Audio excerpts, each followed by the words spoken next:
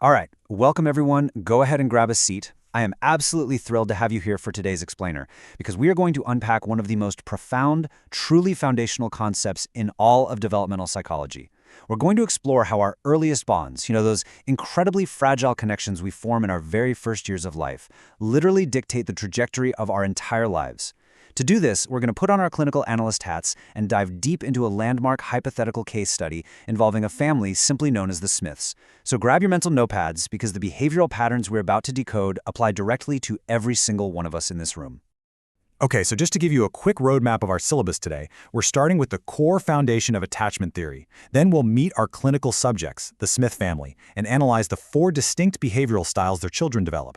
After that, we'll shift gears to look under the hood at the actual physiological biology of toxic stress. And finally, we'll wrap up by reviewing the diagnostic tests and some staggering long-term empirical data.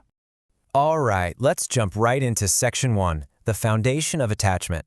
Before we meet our case study family, we really need to lay down the core psychological premise of our work today. So, at its absolute core, attachment theory argues something pretty incredible. It states that a strong emotional and physical bond to one primary caregiver in our very first years of life is absolutely critical to our development. Think of this caregiver like a literal emotional anchor. If our bonding is strong, we feel securely attached, right? We know there's this safe base that we can always return to, and because of that deep sense of security, we actually feel safe enough to go out and boldly explore the world. On the flip side, though, if that bond is weak, we become insecurely attached. Suddenly, the world looks like a pretty scary place. We become afraid to leave or explore because, well, we're simply not sure if we can safely return to that base. And you can see how this early groundwork literally maps out our entire lives. People who are securely attached naturally develop greater trust. They connect to others easily, and as a result, they just tend to be much more successful in life. But look at this stark contrast for folks with an insecure attachment. These individuals tend to mistrust others, they often lack crucial social skills, and they routinely struggle to form healthy relationships. Now, here is the crucial point for today. While there is only one type of secure attachment, insecure attachment actually fractures into 3 very distinct categories: anxious ambivalent, anxious avoidant, and anxious disorganized. Okay, now that we have our theoretical framework down, let's move right into Section 2 and introduce our clinical subjects for today's analysis. The Smith family. Picture this. The Smiths are a family of 6. You have Mr. and Mrs. Smith and their 4 kids, Luca, Anne, Joe, and Amy.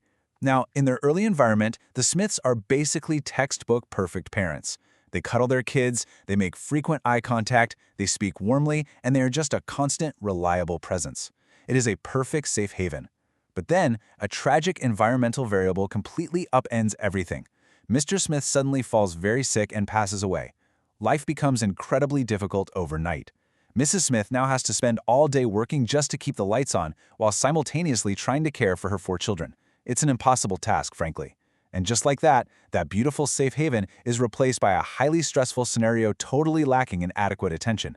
Which brings us to Section 3, analyzing the 4 styles. We're going to look at the vastly different clinical outcomes for the Smith children. Because they are all different ages, they process this incredibly stressful new environment in completely different ways. Now this is where it gets really fascinating. We're going to look at how a child's exact developmental age, combined with their new environment, creates these distinct attachment styles.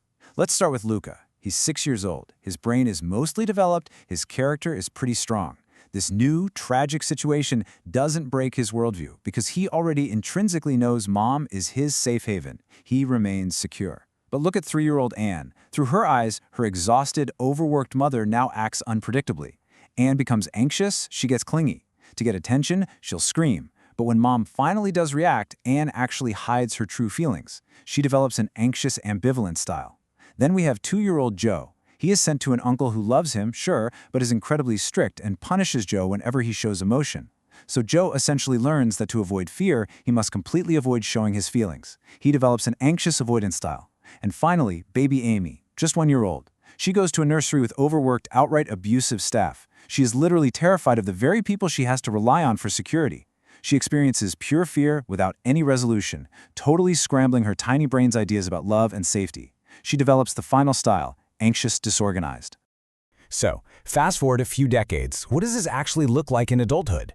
Well, Luca turns into a trusting, optimistic man with a highly positive self-image. Anne, on the other hand, grows up to be viewed by others as unpredictable or moody, burdened with a much less positive self-image.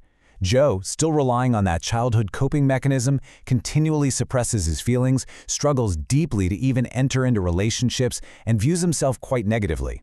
And Amy, whose earliest ideas of safety were completely shattered, she avoids almost all social situations. She genuinely thinks of herself as unworthy of love, carrying a profoundly negative self-image. As you take in these four vastly different outcomes, I want you to just reflect for a moment. Do you recognize any of these behavioral patterns in your own adult relationships? All right, shifting gears a bit to Section 4, the biology of toxic stress. We've talked a lot about behavioral psychology, but to fully grasp this, we need to look under the hood at the actual physical biology. Let's actually trace this biological chain reaction. Remember, these attachments form in our very first years. This is a time when an infant is simply too young to verbally say, "Hey, I'm anxious." Because they can't speak, they experience incredibly high internal levels of stress. When this happens, exactly like what baby Amy experienced in that abusive nursery, the adrenal gland, which sits right on top of our kidneys, flips into overdrive. It immediately starts pumping the stress hormones adrenaline and cortisol right into the baby's body. The infant's heart rate spikes, their blood pressure shoots up, and they are thrown into a massive state of high alert. Now, when that physiological flooding happens over and over, it becomes what we clinically call toxic stress. And I want to be clear, it is toxic for very tangible biological reasons. It actively impairs the healthy development of a child's growing brain. It physically weakens their immune system. And perhaps most mind-blowing of all, in embryos or very young children, this kind of toxic stress can actually switch the expressions of their genes, meaning these early biological shifts are fundamentally altering their physical health for decades to come.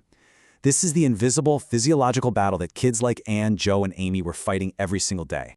Which perfectly sets up our final stop, Section 5, Diagnostics and Long-Term Data. How do we actually measure these styles in a clinical setting, and what does the hard empirical data tell us about the rest of a person's life? So psychologists use a very famous diagnostic simulation known as the strange situation. Using this, we can actually assess a child's attachment style by age 1. It goes like this. A child plays with their mother in a room for a few minutes. Then, the child is deliberately left completely alone. Now, here's the clinical key, the absolute crucial moment for data collection. It's all about watching the child's reaction upon the mother's return. Securely attached children will usually run up, hug their mother, calm down, and happily just get back to playing. Insecurely attached children, they behave entirely differently. Depending on their specific style, they might act totally ambivalent, they might avoid the mother entirely, or they might just be unable to stop crying and refuse to play at all. And the long-term predictive power of these early tests is just staggering. Researchers at Minnesota University used attachment theory to evaluate 3-year-old children. Based solely on that early attachment assessment, they were able to predict whether a child would later drop out of high school with a 77% accuracy rate. Just sit with that number for a second. It's incredible. And the physical health outcomes are equally wild. In a famous Harvard study, undergraduates were asked to assess how close they felt to their parents. Then, researchers literally followed up 35 years later to check on their health.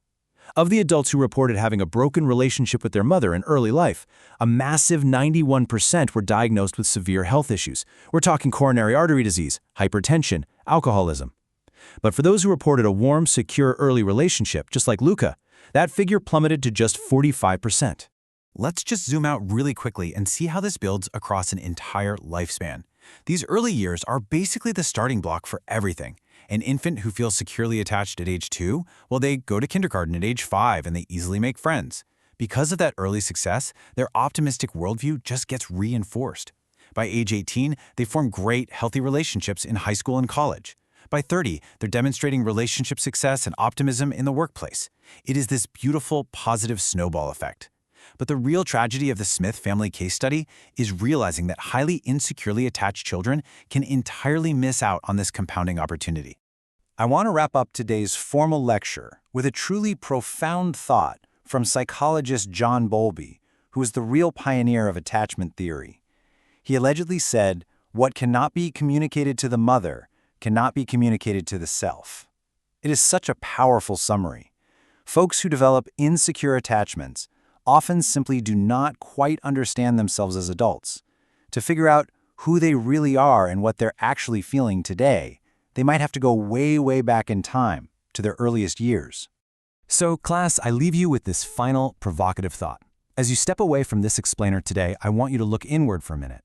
Who was your original safe base? And based on your adult relationships and your self-image right now, what is your earliest attachment style trying to communicate to you today? Thank you so much for joining me for this clinical breakdown, and keep exploring those connections.